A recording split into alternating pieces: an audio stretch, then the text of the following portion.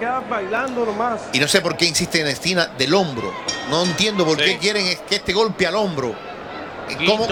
That's Carlos Ocampo right there in the blue. He's fighting Errol Spence on Saturday.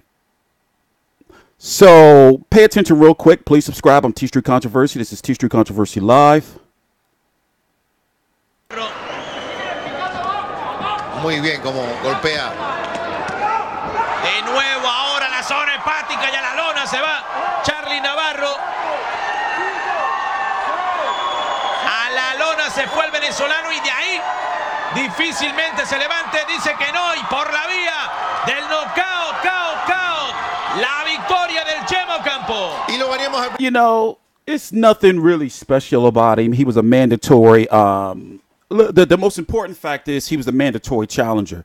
So Errol Spence is doing the right thing by fighting his mandatory and just getting that out of the way. That way, after this fight for the next year, he's free to fight whoever he wants, especially if he wants to fight 3 times in that 1 year span. And I guess try to, fit another mandatory in for that last fight. Anyway, I'm TstreeT Controversy. This is TstreeT Controversy Live. It is 5:38 a.m. Eastern Standard Time, June the 15th, 2018. I'm up early. I'm trying to kick this thing where I'm up at 3 a.m. every day.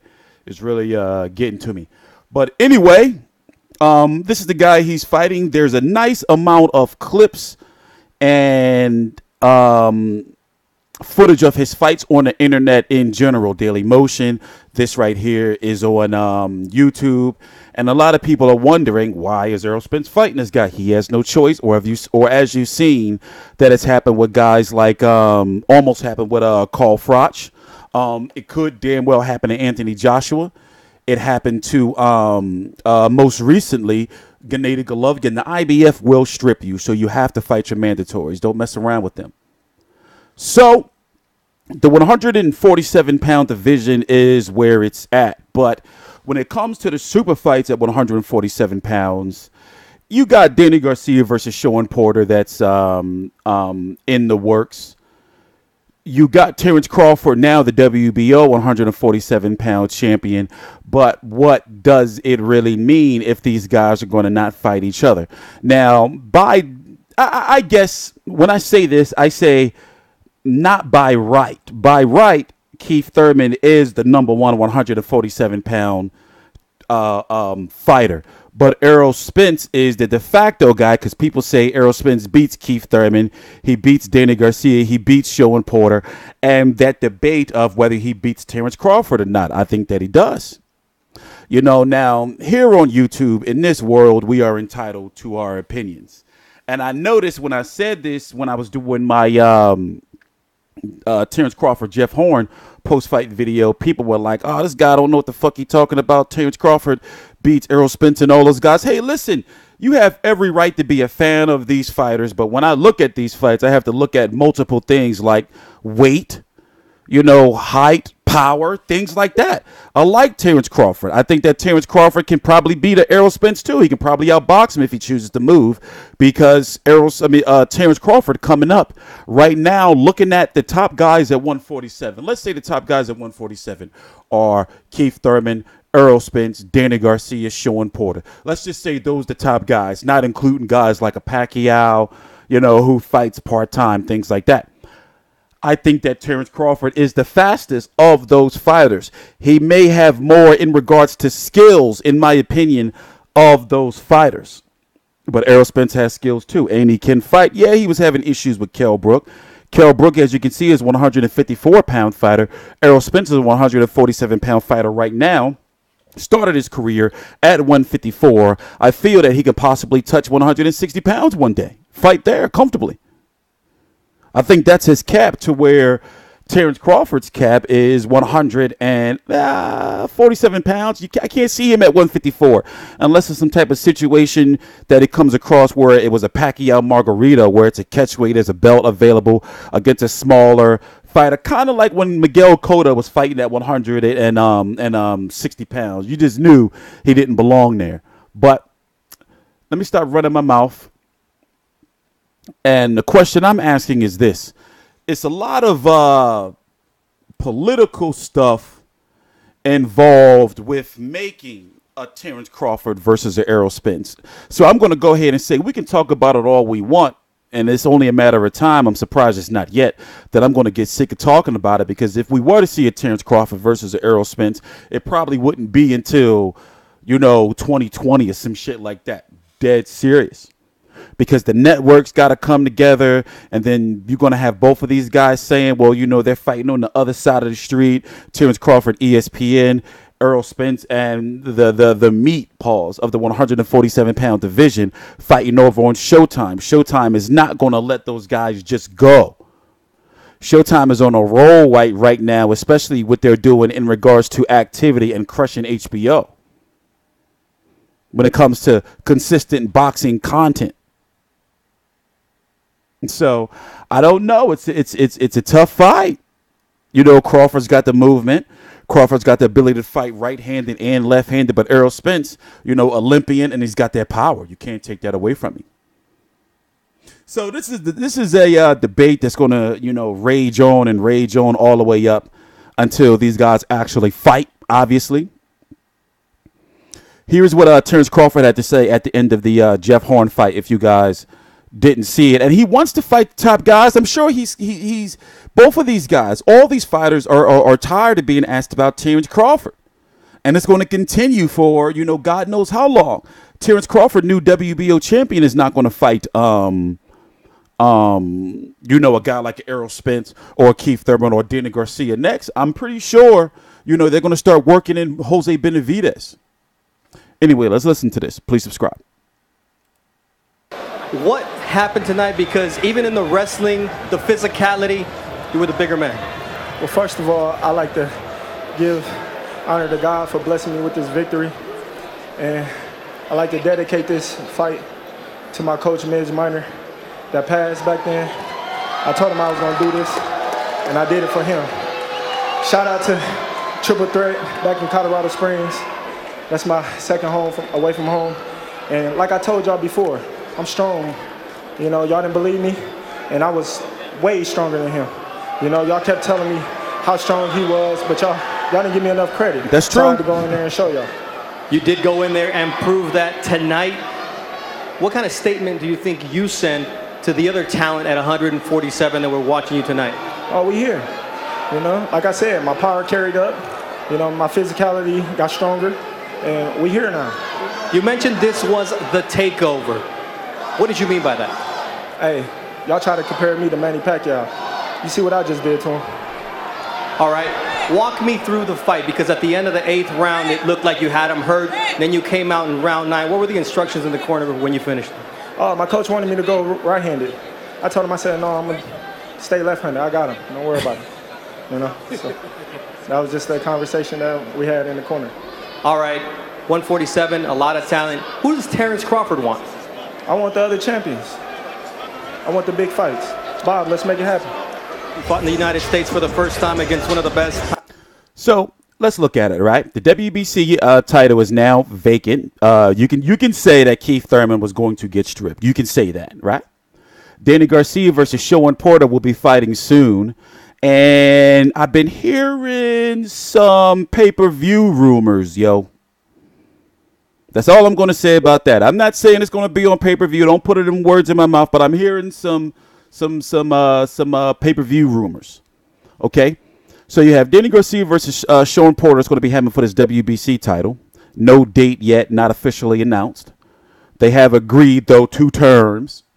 You have Keith Thurman will tell when he's going to return. There's been small chatter of him talking to Eddie Hearn about, working with Eddie Hearn on the DAZN thing that he's got coming over. You got Manny Pacquiao taking on Lucas Matisse. Don't be surprised if Manny Pacquiao gets ordered to fight Keith Thurman. If he beats Matisse, of course, they would be more likely to order Pacquiao versus Thurman than Matisse versus Thurman. That's just how the WBA rolls. And then you got Errol Spence, as we're talking about in this video, even though we're talking about so many different things, because he is, if you want to really be honest, he is the 147-pound division. No, not Jeff Horn. He is the 147-pound division. He's fighting a mandatory challenger, which a lot of casual fans or people who don't follow the political stuff in the sport are going to wonder, why is he fighting this guy? Just another Heyman, but he was a mandatory, you know? Konstantin Pinamirev was the mandatory. He was supposed to fight Spence actually for the belt when the belt was vacant. He didn't want it. When you look at, you know, when you're a champion, right, you have to fight somebody ranked in the top 15 of your sanctioning body. So all these sanctioning bodies have different people ranked. Some have the same fighter ranked, others don't. They all are different companies. They have their own different rules. All of them. So when you're the IBF champion, you have to fight one of these guys. There are sometimes, rarely exceptions, like when the WBC was allowing Wilder to fight voluntaries and guys who weren't ranked, and Danny Garcia was allowed to fight Rod Sokol, who wasn't ranked, and the belt wasn't on the line. But in the case of the IBF, they have shown that they are very strict. As of recently, they stripped Gennady Gennadievich Golovkin of his IBF title, costing them one of the biggest paydays that they'll ever get in sanctioning fees of the year. Because they make their money, these sanctioning bodies, you have to pay them to wear their belt, to be the champion, to be ranked. You see what I'm saying? So they've shown that against the money, even though they're losing a lot of money by not having Golovkin as their champion, they're following their rules. So this guy, Carlos Ocampo, is the mandatory. You got Devin Alexander, who's rumored to be taking on Andre Berto. My understanding, it was supposed to be on this Spence Ocampo card, but something happened, but it's supposed to be happening. Rest assured, it's probably Andre Berto trying to get more money off of whatever name he has still left that fans like to see. No disrespect. It's just like you're Andre Berto. Nobody really care anymore. You got this guy who fell so far in the rankings, but still fighting. But he wasn't ready for Errol Spence, and he's not. He's a small guy. I met him in person. He's a small guy, and I talked to Abel Sanchez about him. So Abel Sanchez actually said they pulled him away from the Errol Spence IBF, fight because the belt was vacant at the time because he wasn't ready. So his team even acknowledging that. So if Spence doesn't get, a big fight with, let's say, a Keith Thurman, who likely won't fight him because he's still got to have his tune-up, or Danny Garcia versus a Sean Porter, even though by that time will be for unification. Still, at this, it's not, it's not too much there.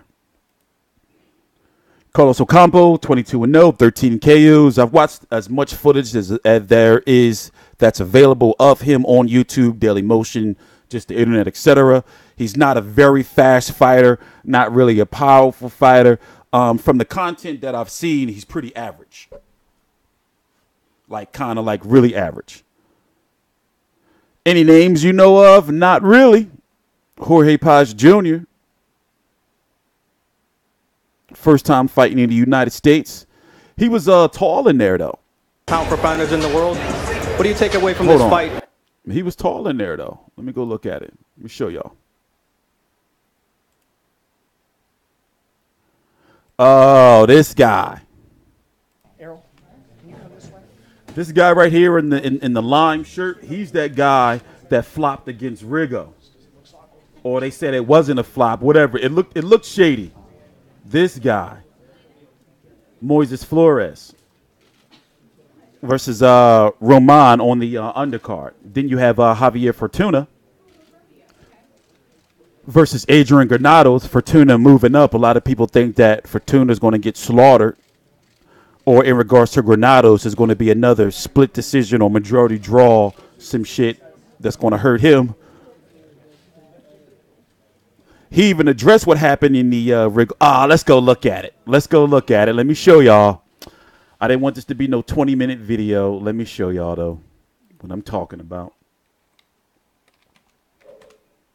But, yeah, we're going to be several hours after this video is released. We're going to be doing a live stream and watching the weigh-in and talking about it and, talking about the stuff for the week because I've been missing some videos this week trying to get my life together. Things have been going good. Hold on. I'm looking for, yeah, I found it.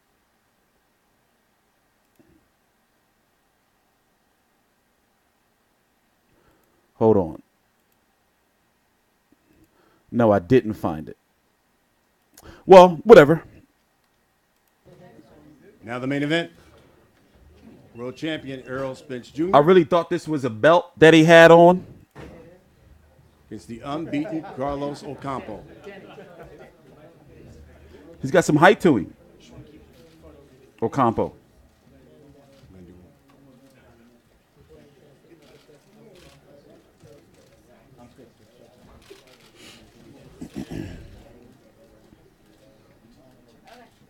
Also, they're saying that this fight is sold out. Is that true? 15,000?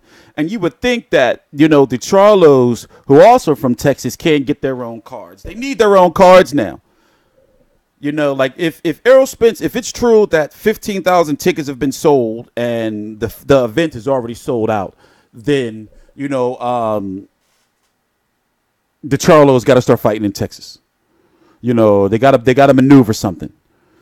And more importantly, they got to start getting their own cards. Even though that 160-pound division is weak, Jamal Charlo has a better chance of getting his own card than Jamel. And from my understanding, Spence has been in training camp with Jamel. He's been in training camp with Jamel. They have the same trainer.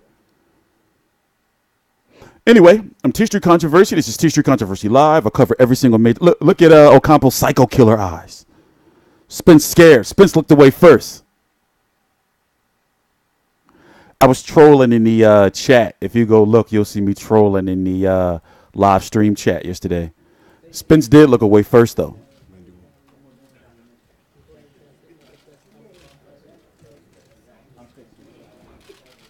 Spence is shaking in his boots.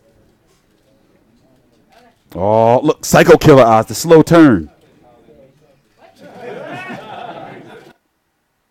And they making all these jokes about the guy and everything. Brian Custer earlier. Going to talk about switch up Errol Spence words. Let me find it for you. Nah, we're going to end the show right there. We already had 20 minutes. I'm TstreeT Controversy. This is TstreeT Controversy Live. Please subscribe.